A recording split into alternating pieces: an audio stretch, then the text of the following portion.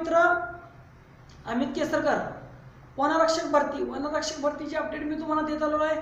आणि आजचा जो मुद्दा आहे हा फिटनेस सर्टिफिकेट आणि त्याचबरोबर तुमची कागदपत्र हरवलेले आहेत त्या डॉक्युमेंटचं काय करायचं हे सगळं सांगणार आहे मी। व्हिडिओ शेवटपर्यंत बघा जेणेकरून तुम्हाला समजून जाईल आणि नेमकं तुमचं काय चुका झालेल्या आहेत आणि तुम्ही काय चूक सुधारायची आहे किंवा फिटनेस सर्टिफिकेटवर तुम्हाला कुठून आणायचं आहे, काय आणायचं आहे, सगळी माहिती मला सांगणार आहे। व्हिडिओ शेवटपर्यंत बघा जेणेकरून तुम्हाला समजून जाईल आणि येणाऱ्या फिजिकलमध्ये तुम्ही अपात्र होणार नाही। आता सगळ्यात महत्त्वाची गोष्ट आहे, अनेक विद्यार्थ्यांनी आणि विद्यार्थिनींनी मेसेज केलेला आहे, सर माझं प्रवेशपत्र हरवलेलं आहे किंवा माझं प्रवेशपत्र मला भेटत नाही आहे। त्याचबरोबर मी फॉर्म भरलं होतं ते फॉर्मच मला मिळत नाही आहे आणि ते वेबसाईटवर गेलं तर वेबसाईट बंद आहे। तर मित्रांनो तुम्ही काही काळजी करू नका, तुम्हाला ते ज्या वेळेला तुम्ही डाउनलोड केला होता त्यावेळेला तुम्ही त्या ठिकाणी डाउनलोड जे झालेलं होतं ते डाउनलोड मध्ये जाऊन तुम्ही चेक करू शकता। तिथं जर तुम्हाला मिळालं प्रवेशपत्र तर तुम्ही 100% ते प्रवेशपत्र परत घेऊन जाऊ शकता। असं काय नाही आहे की ज्या वेळेला तुम्ही पेपरला गेला होता तेच प्रवेशपत्र तुम्हाला लागणार आहे, तेच ॲडमिट कार्ड तुम्हाला सोबत न्यायचं आहे। तर तुमचं नवीन ॲडमिट कार्ड जरी तुम्ही काढलात तरी तुम्हाला त्या ठिकाणी इलिजिबल व्हाल, कारण तिथं त्या ठिकाणी ऑलरेडी तुम्ही किती मार्क पडलेले हे तिथं त्या अधिकारी लोकांना माहिती आहे। फक्त त्या ठिकाणी जे चेक केलं जाणार आहे ते तुमचं नाव चेक केलं जाणार आहे आणि तोच विद्यार्थी त्या ठिकाणी गेला होता काय, तोच फोटो जे प्रवेशपत्रावरची फोटो आलेला आहे तोच फोटो त्या ठिकाणी आहे काय हे चेक केलं जाईल। त्याच्यानंतर तुमचा ज्या टायमाला तुम्ही फॉर्म भरला होता त्यावेळेला तुम्हाला ती फॉर्म भेटलेला होता, ते फॉर्म तुम्ही हरवलेला आहे किंवा ते फॉर्म तुम्ही अनेक विद्यार्थ्यांनी मोबाईलवर फॉर्म सबमिट केलेले आहेत त्यामुळे त्याने डाउनलोडच केलेले नाही आहे। तर काही मित्रांनो तुम्ही काय काळजी करू नका, ज्या टायमाला तुमचं फिजिकलची तारीख येईल, ज्या टायमाला ती स्लिप ओपन होईल त्या टायमाला तुमचं जे तुमचं फॉर्म भरलेलं सर्टिफिकेट आहे ते तुम्हाला भेटून जाईल। त्यामुळे तुम्ही त्याच्याकडं काही जास्त काळजी करू नका, तुम्हाला 100% ते भेटून जाईल। त्याच्या व्यतिरिक्त जर तुमच्याकडे अवेलेबल झालेच म्हणजे तुम्ही जरा चेक करा, कुठं जर तुम्ही जपून ठेवला असेल किंवा कुठं जर चुकून विसरून ठेवला असाल तर तुम्ही त्या ठिकाणी चेक करून केला तर तुम्हाला भेटून जाईल।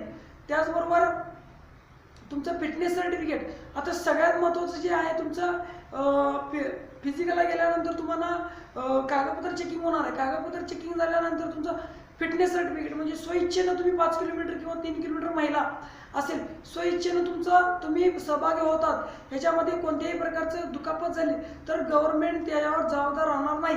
असा एक अर्ज असेल, त्या अर्जावर तुमची सही असेल, तुमचं नाव असेल, हा अर्ज पूर्ण झाल्यानंतर तुमची फिटनेस सर्टिफिकेट जे आहे फिटनेस सर्टिफिकेटवर जो नंबर दिलेला आहे तुमचा म्हणजे तुमचा वरती ID नंबर दिलेला आहे, त्याच्यानंतर तुमचं नाव आहे, त्याच्यानंतर त्या ठिकाणी 5 किलोमीटर 3 किलोमीटर धावण्यासाठी तुमची जी स्वइच्छेनं आम्ही धावत आहोत असं सगळं ते नमूद केलेलं आहे, तुम्ही वाचलाच असाल। त्याच्यानंतर त्या ठिकाणी खाली लिहिलेलं आहे ते वैद्यकीय अधिकारी सही शिक्का म्हणजे वैद्यकीय अधिकारीचा जो सही शिक्का पाहिजेला आहे तो तुमच्या गव्हर्नमेंट शाळेतून भेटला, गव्हर्नमेंट दवाखान्यामधून भेटतो, म्हणजे सरकारी दवाखान्यामध्ये तुम्ही जाऊन त्या ठिकाणी तुमचं ते सर्टिफिकेटवर तुमचा सही शिक्का पाहिजे। तो सही शिक्का कोणाकडून घ्यायचा आहे तर वैद्यकीय अधिकारी म्हणजे MBBS डॉक्टर असेल त्याच्याकडूनच घ्यायचा आहे। नाहीतर तुम्ही जाल कुठल्या तरी एक तुमच्या पर्सनल डॉक्टरकडे, तो BHMS असेल आणि तो त्या ठिकाणी जर सही शिक्का मारला तर ते सर्टिफिकेट घेऊन जर तुम्ही त्या ठिकाणी गेला तर त्या ठिकाणी ते सर्टिफिकेट ग्राह्य धरलं जाणार नाही आणि त्या सर्टिफिकेट तुम्हाला परत केलं जाईल आणि त्या ठिकाणी तुम्ही डिस्क्वालिफाय व्हाल।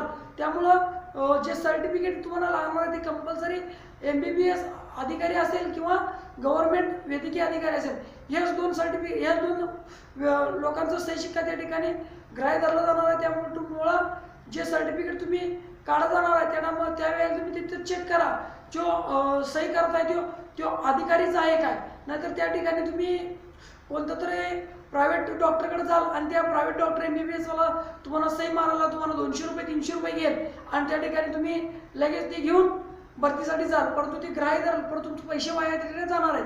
त्यामुळे पैसे वाया घालवण्यापेक्षा तुम्ही एक तालुक्याचा वैद्यकीय अधिकारी असेल किंवा जिल्ह्याचा वैद्यकीय अधिकारी असेल किंवा तुमचा मोठे शहर असेल तर त्या शहर वस्तीमध्ये ते अधिकारी नेमलेले आहेत त्या ठिकाणी जाऊन ते सही शिक्का तुम्ही घेऊ शकता।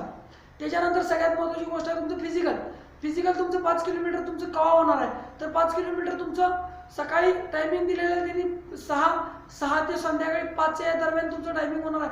त्याच्यामध्ये तुमचा ट्रूप कोणता असेल काय असेल हे सांगता येणार नाही. जो ट्रूप 8ला सुटेल, एक ट्रूप 9ला सुटेल, एक ट्रूप 12ला सुटेल, एक ट्रूप 2ला सुटेल.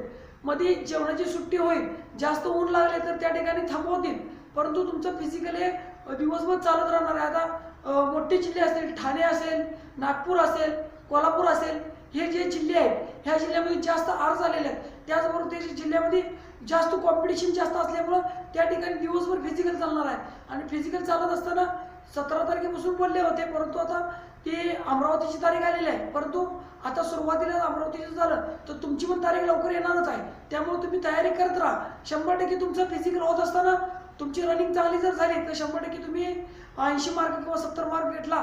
जर 80 वाल्यानं जर 80 मार्क घेतला तर ते ओपनचं बीड मारून जाणार 100%. कारण 114 मार्कवाला त्या ठिकाणी 80 मार्क घेणं अशक्य आहे. अनेक विद्यार्थ्यांना प्रश्न आहे की 100 मार्कवाले जास्त आहेत, त्याच्यापेक्षा आम्ही कॉम्पिटिशनला कमी आहोत. असं काय नाही मित्रांनो. तुम्ही जर 100% खात्रीशीर चांगल्या पद्धतीने रनिंग केला, 60-70 जरी मार्क तुम्ही 80 वाल्याने घेतला तर त्या ठिकाणी तुम्ही ओपनचं बीड मारण्याच्या लाईनीत राहा. म्हणजे त्या ठिकाणी कॉम्पिटिशन जे आहे ते फिजिकलवर आहे. फिजिकलवर जो सगळा खेळ आहे तो सगळा फिजिकलवर ठरणार आहे. त्यामुळं तयारी करत राहा. 100% तुम्ही चांगल्या पद्धतीने रनिंग मारलात तर येणाऱ्या भरतीमध्ये तुम्ही वनरक्षक म्हणून रुजू व्हाल.